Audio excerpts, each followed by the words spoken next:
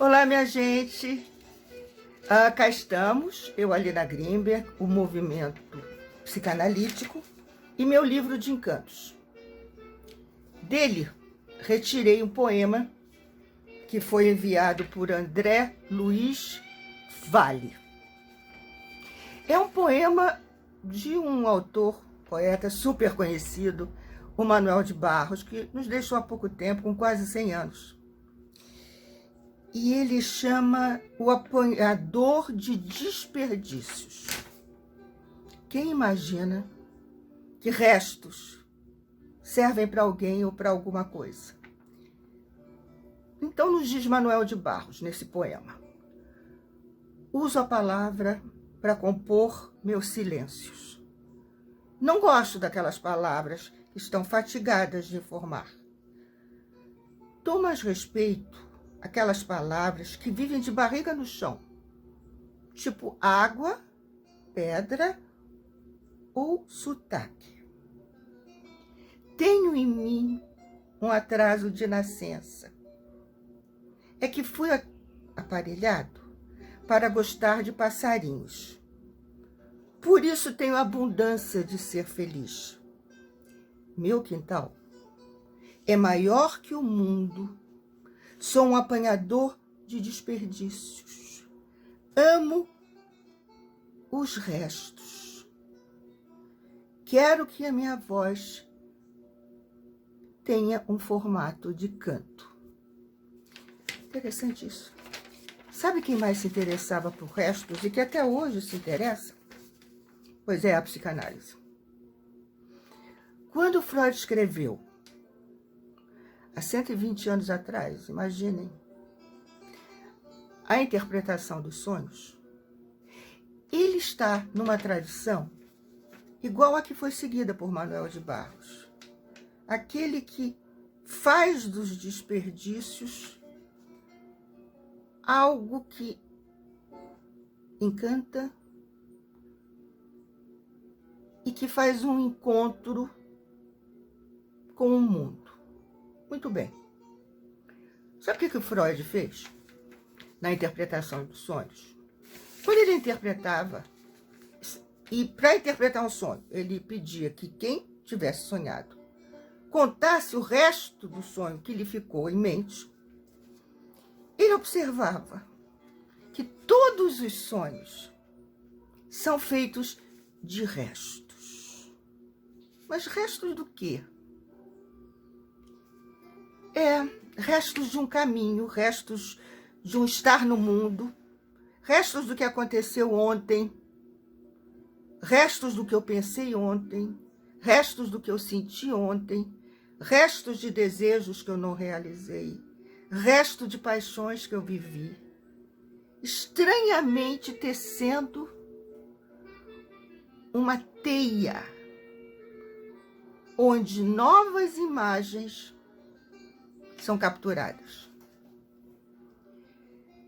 Portanto, dos restos do dia anterior, fazem-se narrativas de sonho, que a gente chama oníricas, e ali se encontra formulado, escondido, o caminho dos nossos desejos. Agora, vocês vejam que interessante. Essa é uma tradição que eu reencontrei em Homero, um outro grande poeta.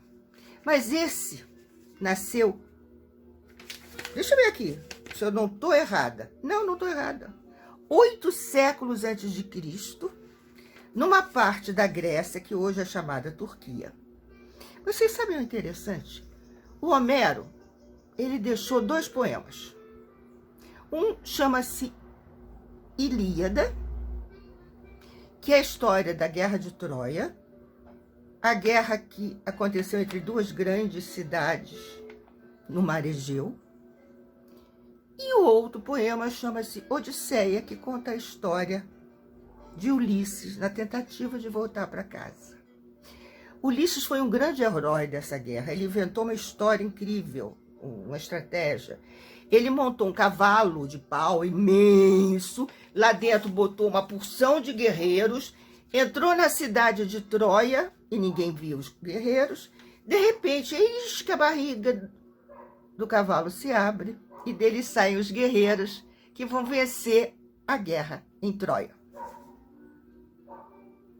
Fantástico, né? Quer acreditar? Pode. Pode acreditar. Se não quiser acreditar, vou te contar outra parte, que é a Odisseia. A primeira parte que o Homero fez era Ilíada. Agora eu vou contar a Odisseia. A Odisseia diz respeito a Ulisses tentando voltar para casa depois de ter inventado aquele cavalo que acabou com a guerra de Troia. Ele leva 20 anos para voltar para casa.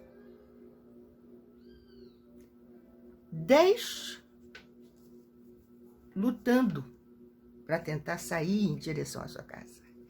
10 perdido.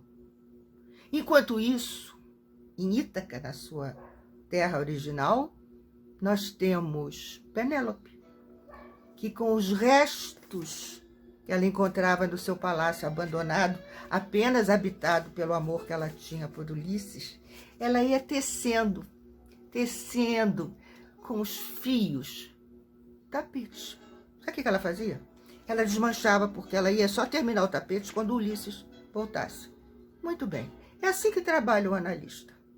Ele pega um fio de memória de alguém que está falando qualquer coisa, né? Supostamente recolhido num divã, ou frente a frente, pega aquele trapinho e segue o caminho de volta. Qual é o caminho de volta? O caminho de volta é retornar às manifestações e às pulsões do inconsciente, ali onde elas foram reprimidas, recalcadas, por uma guerra que existe entre os desejos e a realidade. Puxa, que caminho grande que tem entre os desejos e a realidade. Talvez o analista seja como Homero, que afinal dizem, não foi ele que escreveu nem inventou nada. Ele apenas recolheu pedaços de história oral dos mais diversos entornos daquela época e traçou um conjunto de poesias cantadas e que serviram para guiar a nossa percepção até hoje de que um pequeno resto contado, um pequeno fragmento vivido, um pedacinho de nada, é como nós, que somos feitos de pó de estrelas. E que esse pó de estrelas pode fazer com que imaginemos um mundo. É para isso que servem os analistas.